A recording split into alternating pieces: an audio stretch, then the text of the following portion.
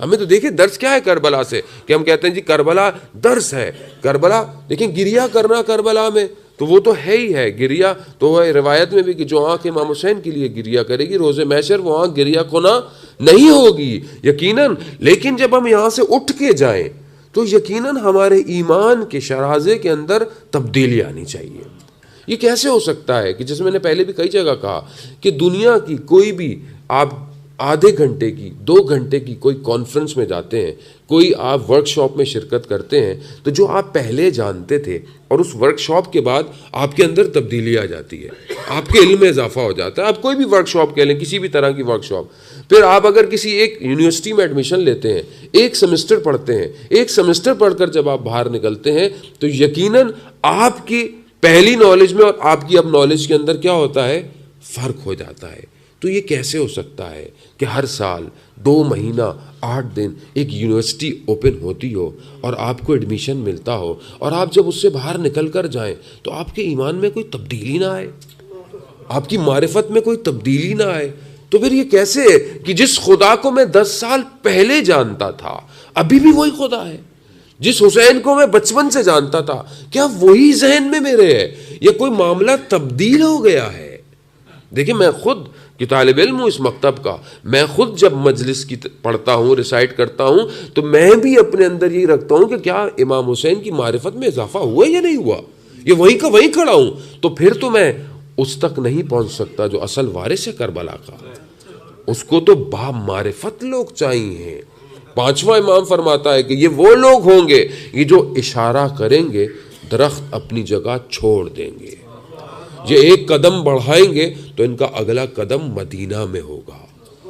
تو یہ کیا ہے؟ آپ سمجھتے ہیں it's fiction, it's fairy tale? No, it's reality. یہ حقیقت ہے. یہ حقیقت کیسے آئیں جا کر دیکھیں. لوگ تاریخ کے اندر ایسے ہیں. جابر ابن جوفی کہتا ہے، راوی کہتا ہے کہ میں نے جابر سے کہا، کوفہ کا دور ہے، کل بھی میں نے مجلس میں واٹ میں پڑھا یہ واقعہ، کہ راوی نے کہا کہ میں نے جابر سے کہا جابر میرا دل چاہتا ہے، چھٹے امام کا دور ہے، مدینہ میں امام رہتے ہیں، میرا دل چاہتا ہے میں امام کی زیارت کروں. تو جابر کہتا ہے کوئی مسئلہ نہیں ہے، چلو. کوفہ سے چند قدم باہر نکلا، جابر نے کہا اپنی آنکھیں بند کرو اور اپنا ہاتھ میرے ہاتھ پر دو. جیسے ہی اگلا قدم اٹھایا تو دیکھا کوچہ بنی ہاشم میں تھا. کوچہ بنی ہاشم میں اس نے کہا کہ مولا کا گھر آ گیا، جاؤ زیارت کر لو. اب یہ تھوڑا کنفیوز ہوا کہ شاید کہیں خواب تو نہیں دیکھ رہا، تو جابر نے ایک پتھر بھی دے دیا، ایک نوکیلی چیز بھی دی کہ دروازے میں لگا لو، اگلے دفعہ آنا حج پر تو یقین کر لینا تم خواب میں نہیں تھے. اب وہ جا کر دیکھتا ہے کہ جابر وقت کے امام سے کان میں سرگوشیاں کر رہا ہے، جیسے کوئی ایک عاشق اپنے معشوق سے گفتگو کرتا ہے. اس مقام پر جابر ہے.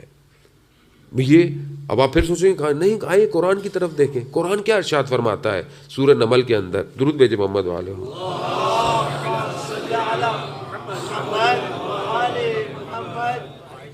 کہ حضرت سلیمان جو نبی تھے انہوں نے کیا کہا اپنے دربار میں؟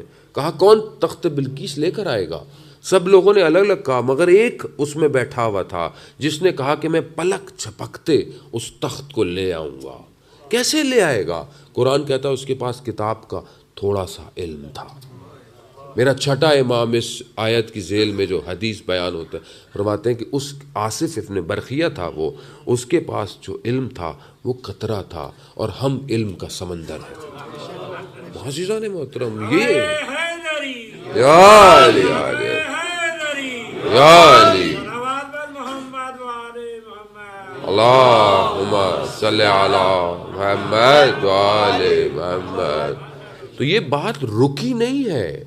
آیت اللہ بوشہری جو آپ جانتے ہیں کہ حج کے جتنے بھی احکام ہیں ان کے اندر جو ہے وہ ایک ایکسپرٹ ہیں، آیت اللہ بوشہری اپنی کتاب میں لکھتے ہیں کہ ایک طالب علم جو نجف میں پڑھتا تھا اس کے والد اس کو ملنے کو آئے تو انہوں نے کہا کہ مجھے کربلا زیارت پر لے کے جاؤ. یہ کربلا زیارت پر پہنچے، جیسے یہ حرم میں پہنچے تو ان کو یاد آیا کہ یہ مسجد سیلا کا 40 ہفتوں کی وہ جو عبادت تھی کہ ہر بدھ کی اور منگل کی درمیانی شب کو جا کر مسجد سیلا، آپ جانتے ہیں کوفہ میں جو امام زمانہ سے منسوب ہے، وہاں پر ایک عمل کر رہے تھے جو 40 ہفتے کرنا تھا. اب ان کو وہاں جا کر یاد آیا کہ آج وہی رات ہے، میں تو کربلا آ گیا. اس زمانے میں کوئی اتنی فاسٹ ٹرانسپورٹ نہیں ہے کہ 1 گھنٹے میں آ جاتے، پرانی تھوڑی سی بات ہے. تو وہ کہتے ہیں کہ ابھی یہ پریشان تھے تو حرم امام حسین علیہ السلام میں دیکھا کہ آیت اللہ بہجت نماز پڑھ رہے ہیں. تو یہ گئے ان کے پاس. جب انہوں نے ان کو دیکھا تو کہا کیا پریشانی ہے؟ کہا قبلہ پریشانی یہ ہے کہ میں اپنے والد کو لے آیا ہوں، لیکن مجھے آج رات کو وہاں ہونا تھا اور مجھے وہ عبادت کرنی تھی جو نماز پڑھنی تھی. تو کہا مسئلہ نہیں ہے، تم اپنے والد کو مہمان سرائے میں چھوڑ کر آ جاؤ. پھر یہ آئے تو یہ نکلے حرم سے، تھوڑا سا چند قدم کربلا سے باہر اٹھائے تو دیکھا اچانک سے کوفہ کے باہر کھڑے ہیں. گئے، عبادت کی، واپس آئے، پھر واپس ان کو لے کر آ گئے. تو یہ بات ایسی نہیں ہے کہ اٹس امپاسبل. زمین سکڑ جاتی ہے اگر ارادے الہی ہوں. ارادے الہی ہونے چاہتے ہیں. مولا کائنات ارشاد فرماتے ہیں کہ کفا بھی جہلن، یعنی کہ اس مرد کی جہالت کے لیے یہی کافی ہے، اس کی نادانی کے لیے یہی کافی ہے کہ اسے اپنی قیمت کا اندازہ نہ ہو سکا. انسان کی قیمت کیا ہے؟ انسان کی ویلیو کیا ہے؟ انسان اگر اشارہ کرے تو سارے کام، لیکن اس مقام تک آنے کے لیے انسان کو اپنا تزکیہ کرنا پڑے گا، انسان کو صاف کرنا پڑے گا. کیوں؟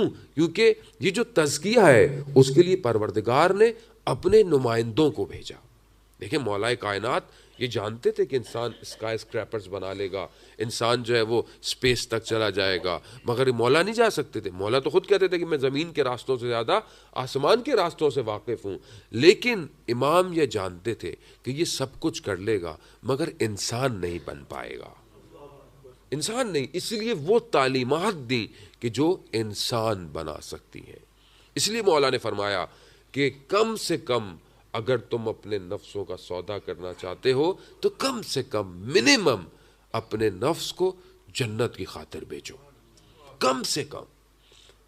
اب انسان کیا، کیونکہ ماشاءاللہ جوان بیٹھے ہوئے، انسان بعض اوقات ایک لذت کی خاطر، اپنی ایک نگاہ کی خاطر، اپنی ایک خواہشات کی خاطر، اپنے ایک دہان کے لقمے کی خاطر، ایک مزے کی خاطر انسان جو ہے وہ غلطی کر بیٹھتا ہے. کیوں؟ جبکہ دیکھیں نا اب انسان یہ چیزیں کتنی دیر کی لذت دیتی ہیں، تھوڑی دیر کی لذت ہے، ذائقہ زبان تک ہے. اگر ایک انسان بیمار ہو جائے تو اس کو کھانا اچھا لگتا ہے کیونکہ زبان کا ذائقہ خراب ہو جاتا ہے. آپ دنیا کا بہترین کھانا اس کو دے دیں اس کو نہیں اچھا لگے گا. اس کا مطلب ہے ٹیسٹ صرف یہیں تک ہے، لذت صرف تھوڑی دیر کی ہے. مگر کیا حضرت یوسف کو نہیں پتا تھا کہ زلیخا بہت خوبصورت ہے؟ مگر کیوں چھوڑا؟ کیونکہ سامنے حسن کے بجائے شیطانی اٹریکشن تھی، الہی نمائندہ تھا، صالح تھا. قرآن جو واقعات بیان کرتا ہے ہمیں اس کو اپنی زندگی میں پریکٹیکلی امپلیمنٹ کرنا پڑے گا. قرآن صرف اس لیے نہیں ہے کہ ہم کھولیں اور پڑھ کر جو ہے وہ مرحوم کے ثواب کے لیے نہیں. عزیزان محترم قرآن خود کہتا ہے بسم اللہ الرحمن الرحیم الف لام میم ذالک الکتاب لا ریب فیہ ھدی للمتقین. اس میں کوئی شک نہیں ہے کہ یہ ہدایت ہے متقین کے لیے.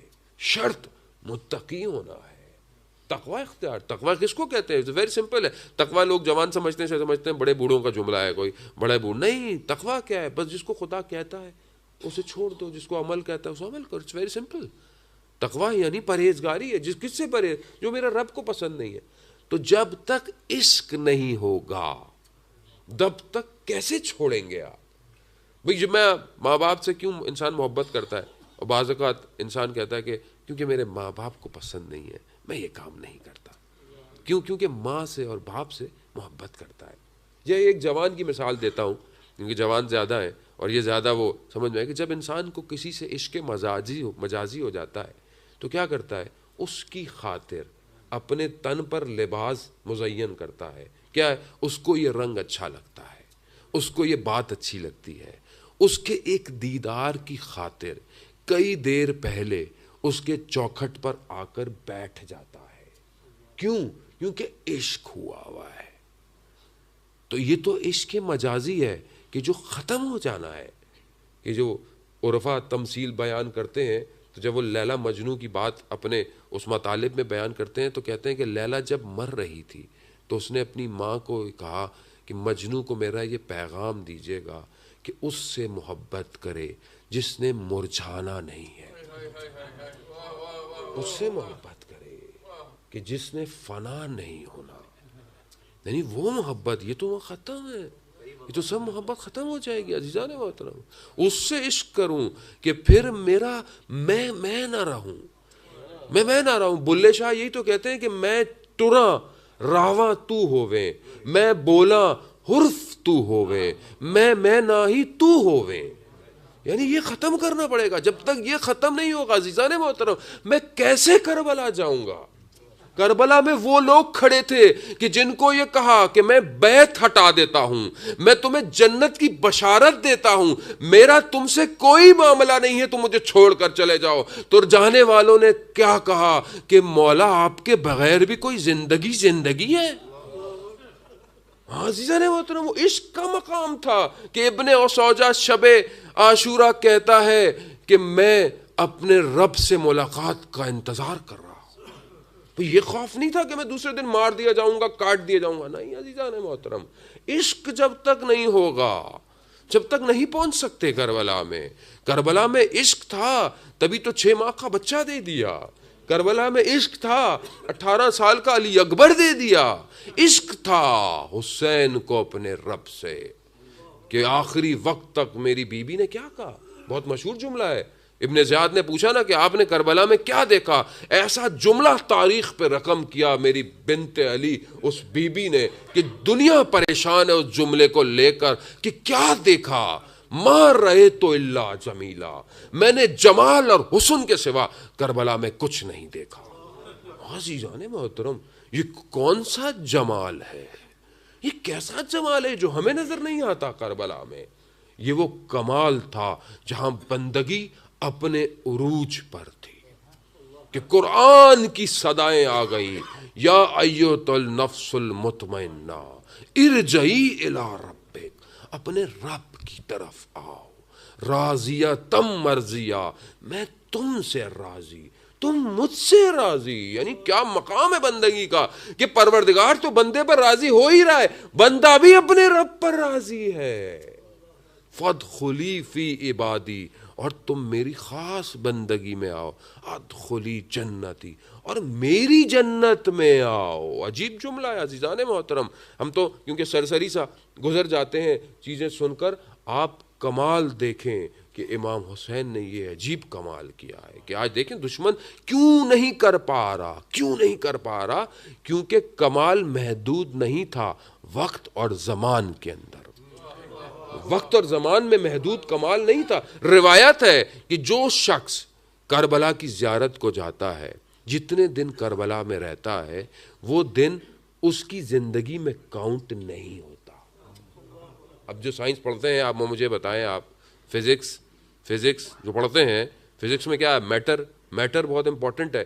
اور ایکس اور وائی اور زیڈ 3 ڈائمنشن ہے. 2 ڈائمنشن 3 ڈائمنشن کوئی بھی چیز ہوتی ہے، اس کا ماس ہوتا ہے، اس کا اسپیس لیتی ہے. اب یہ ممبر یہاں رکھا ہے، چاہے 10 سال سے یہاں رکھا ہو، آپ یہ تو نہیں کہہ سکتے کہ ممبر نے حرکت نہیں کی تو اس کی عمر میں اضافہ نہیں ہوا. نہیں، 10 سال تو ہو گئے، کیونکہ ٹائم کراس ہو گیا ہے.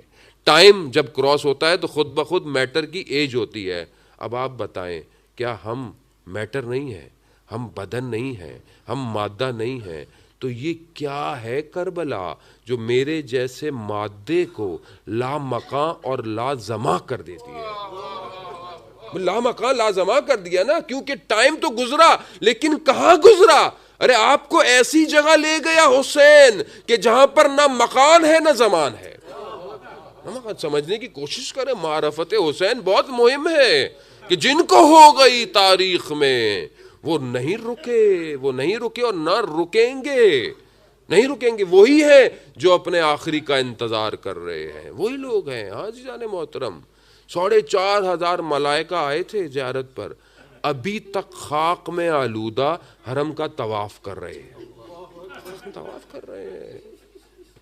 عجیب ہے. ہر امام کا ایک اذن ہے نا، دخول ہے. آپ پڑھتے ہیں ہر امام میں، انشاءاللہ آپ گئے ہوں گے. جو نہیں گئے، پروردگار ان کو آج کے صدقے میں زیارت نصیب فرمائے. آپ جائیں، ہر جگہ امام کی زیارت ہے، 2 اذن دخول پڑھتے ہیں. لیکن عجیب ہے مولا امام حسین کا کہ اگر تمہاری آنکھوں میں آنسو آ جائے تمہیں اجازت مل گئی. عجیب اذن ہے. ہاں، علماء کرام یہ کہتے تمہاری آنکھوں میں آنسو آ جائے داخلے کے وقت دروازوں سے، سمجھ لو تمہیں مولا نے اجازت دے دی ہے.